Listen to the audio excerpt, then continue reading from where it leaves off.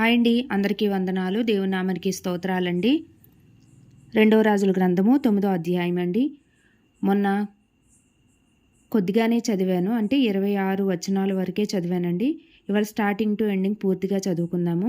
ఈ 2 రాజుల గ్రంథం మొత్తము స్టోరీస్ లాగా పిల్లలకి చెప్పడానికి కూడా చాలా బాగుంటుందండి. మీరు అలా కూడా పిల్లలకి చెప్పొచ్చండి.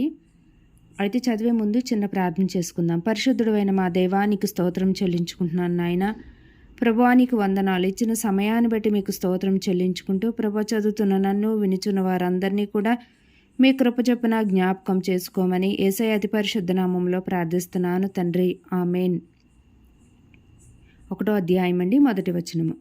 అంతటా ప్రవక్తయగు ఎలీషా ప్రవక్తల శిష్యులలో ఒకనిని పిలువనంపించి అతనితో ఇట్లనెను, నీవు నడుము బిగించుకొని ఈ తైలపు గిన్నె చేత పట్టుకొని రామోద్గిలాతునకు పోయి అచ్చట ప్రవేశించినప్పుడు నింషీకు పుట్టిన యెహోషాపాతు కుమారుడైన ఏహూ ఎక్కడ ఉన్నాడని తెలుసుకొని అతనిని దర్శించి అతని సహోదరుల మధ్య నుండి అతనిని చాటుగా రప్పించి లోపలి గదిలోకి అతనిని పిలుచుకొని పోయి తైలపు గిన్నె తీసుకొని అతని తల మీద తైలము పోసి, నేను నిన్ను ఇజ్రాయేలీయుల మీద పట్టాభిషిక్తునిగా చేసితినని యెహోవా సెలవిచ్చుచున్నాడని అతనితో చెప్పి, ఆలస్యము చేయక తలుపు తీసి పారిపొమ్ము.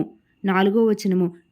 యవ్వనుడైన ఆ ప్రవక్త పోవలనని బయలుదేరి రామోద్గిలాదునకు వచ్చినప్పటికీ సైన్యాధిపతులు కూర్చొని ఉండిరి. 5వ వచనము. అప్పుడతడు, అధిపతి, నీకొక సమాచారము తెచ్చితినని చెప్పగా ఏహూ, ఇద్దరిలో అది ఎవరిని గూర్చినదని అడుగగా అతడు, అధిపతి, నిన్ను గూర్చినదే అని అనెను. అందుకు ఏహూ లేచి ఇంటిలో ప్రవేశించెను. అప్పుడు ఆ యవ్వనుడు అతని తల మీద తైలము పోసి అతనితో ఇట్లనెను, ఇశ్రాయేలు దేవుడైన యెహోవా సెలవిచ్చినదేమనగా, యెహోవా జనులైన ఇశ్రాయేలు వారి మీద నేను నిన్ను పట్టాభిషిక్తునిగా చేయుచున్నాను. కాబట్టి నా సేవకులైన ప్రవక్తలను హతము చేసిన దానిని బట్టియు, యెహోవా సేవకులందరినీ హతము చేసిన దానిని బట్టియు యెజబేలునకు ప్రతీకారము చేయనట్లు నీవు నీ యజమానుడైన ఆహాబు సంతతి వారిని హతము చేయుము. ఆహాబు సంతతి వారందరూ నశింతురు. అల్పులలోనేమి గనులలోనేమి ఆహాబు సంతతిలో ఏ పురుషుడును ఉండకుండా అందరినీ నిర్మూలము చేయును. 9వ వచనము. నెబాతు కుమారుడైన యెరోబాము కుటుంబీకులను అహియా కుమారుడైన బయెషా కుటుంబీకులను నేను అప్పగించినట్లు ఆహాబు కుటుంబీకులను నేను అప్పగించుదును. 10వ వచనము. యెజబేలు పాతిపెట్టబడక యెజ్రెయేలు భూభాగమందు కుక్కల చేత తినివేయబడును. ఆ యవ్వనుడు ఈ మాటలు చెప్పి తలుపు తీసి పారిపోయెను. ఏహూ బయలుదేరి తన యజమానుని సేవకుల యొద్దకు రాగా ఒకడు, ఏమి సంభవించినది? ఆ వెర్రివాడు నీ యొద్దకు వచ్చిన హేతువేమని అతనిని అడుగగా అతడు వానిని చూచి వాని మాటలు మీరెరిగే ఉన్నారని చెప్పెను. 12వ వచనము. కాబట్టి వారు, అదంతయు ఒట్టిది, జరిగిన దానిని మాకు తెలియజెప్పుమనగా అతడు ఇట్లనెను, నేను నిన్ను ఇశ్రాయేలీయుల మీద పట్టాభిషిక్తునిగా చేయుచున్నాను, యెహోవా సెలవిచ్చుచున్నాడని అతడు నాతో చెప్పెను. 13వ వచనము. అంతటా వారు అతివేకరముగా తమ వస్త్రములను పట్టుకుని మెట్ల మీద అతని క్రింద పరచి బాకా ఊదించి ఏహూ రాజయ్యున్నాడని చాటించిరి. ఈ ప్రకారము నింషీకి పుట్టిన యెహోషాపాతు కుమారుడని ఏహూ యెహోరాము మీద కుట్ర చేసెను. అప్పుడు యెహోరామును ఇజ్రాయేలు వారందరూ సిరియా రాజైన హజాయేలును ఎదిరించుటకై రామోద్గిలాదు దగ్గర కావలి ఉండిరి. 15వ వచనము. అయితే యెహోరాము సిరియా రాజైన హజాయేలుతో యుద్ధము చేయుచుండగా సిరియానుల వలన తాను పొందిన గాయములను బాగు చేసుకొనుటకై యెజ్రెయేలు ఊరికి తిరిగి వచ్చియుండెను. అంతటా ఏహూ, నీకు అనుకూలమైతే ఈ సంగతి తెలియబడకుండానట్లు ఈ పట్టణములో నుండి ఎవనినైనను యెజ్రెయేలు ఊరికి రప్పించుకొని పోనీయకమని ఆజ్ఞ ఇచ్చి రథము ఎక్కి యెజ్రెయేలు ఊరిలో యెహోరాము మంచము పట్టి ఉండగా అచ్చటికి పోయెను. మరియు యూదారాజైన అహజ్యా యెహోరామును దర్శించుటకై అచ్చటికి వచ్చి ఉండెను. యెజ్రెయేలు గోపురము మీద కావలివాడు నిలిచి ఉండి ఏహూతో కలిసి వచ్చుచున్న సైన్యమును చూచి, సైన్యమొకటి నాకు కనబడుచున్నది అని తెలియజెప్పగా యెహోరాము ఒక రౌతును పిలిచి వారిని ఎదుర్కొనబోయి, సమాధానముగా వచ్చుచున్నారా అని అడుగమని చెప్పి పంపుమని వానితో సెలవిచ్చెను. 18వ వచనము. కాబట్టి ఒకడు గుర్రమెక్కిపోయి అతనిని ఎదుర్కొని సమాధానముగా వచ్చుచున్నారా అని అడుగుమని రాజు నన్ను పంపిననగా, ఏహు సమాధానముతో నీకేమి పని, నీవు నా వెనుకకు తిరిగి రమ్మని వానితో చెప్పగా, ఆ కావలివాడు పంపబడినవాడు వారిని కలుసుకొనెను. కాని తిరిగి రాక నిలిచినని సమాచారము తెలిపెను. 19వ వచనము. రాజు రెండవ రౌతును పంపగా వాడు వారి యొద్దకు వచ్చి సమాధానముగా వచ్చుచున్నారా అని అడుగమని రాజు నన్ను పంపిననగా, ఏహు సమాధానముతో నీకేమి పని, నా వెనుకకు తిరిగి రమ్మని వానితో చెప్పెను.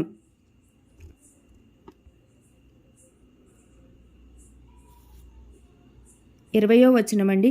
అప్పుడు కావలివాడు వీడును వారిని కలుసుకొని తిరిగి రాక నిలిచెను. మరియు వాడు వెర్రితోలడము తోలుచున్నాడు గనక అది నింషీ కుమారుడైన యెహూ తోలడము వలనే యున్నదనెను. 21వ వచనము. రథము సిద్ధము చేయమని యెహోరాము సెలవియ్యగా వారు అతని రథము సిద్ధము చేసిరి. అప్పుడు ఇశ్రాయేలు రాజైన యెహోరామును యూదారాజైన అహజ్యాయును తమ తమ రథములు నెక్కి ఏహూను కలియబోయి యెజ్రెయేలీయుడైన నాబోతు భూభాగమందు అతనిని ఎదుర్కొనిరి. అంతటా యెహోరాము ఏహూని చూచి, ఏహూ సమాధానమా అని అడుగగా, ఏహూ నీ తల్లి అయిన యెజ్రెయేలు జారత్వములను చెల్లంగితనములను ఇంత అపరితమై ఉండగా సమాధానం ఎక్కడి నుండి వచ్చుననెను. 23వ వచనం. యెహోరాము రథము త్రెప్పి అహజ్యా ద్రోహం జరుగుచున్నదని అహజ్యాతో చెప్పి పారిపోయెను.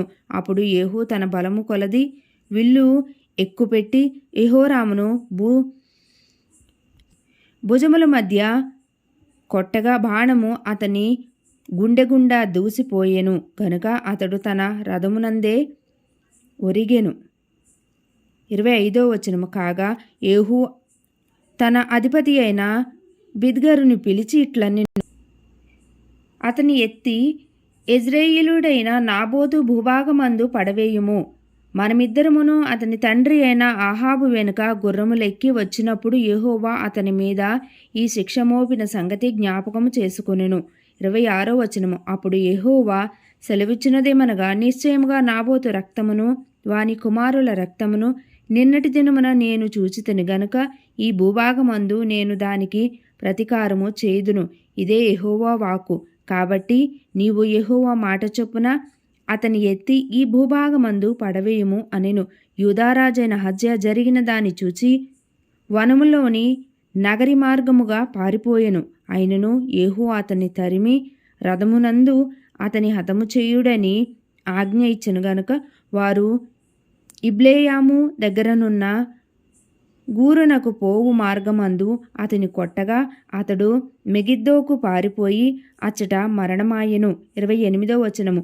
అప్పుడు అతని సేవకులు అతనిని రథము మీద వేసి యెరూషలేమునకు తీసుకొని పోయి దావీదుపురమందు అతని పితరుల సమాధిలో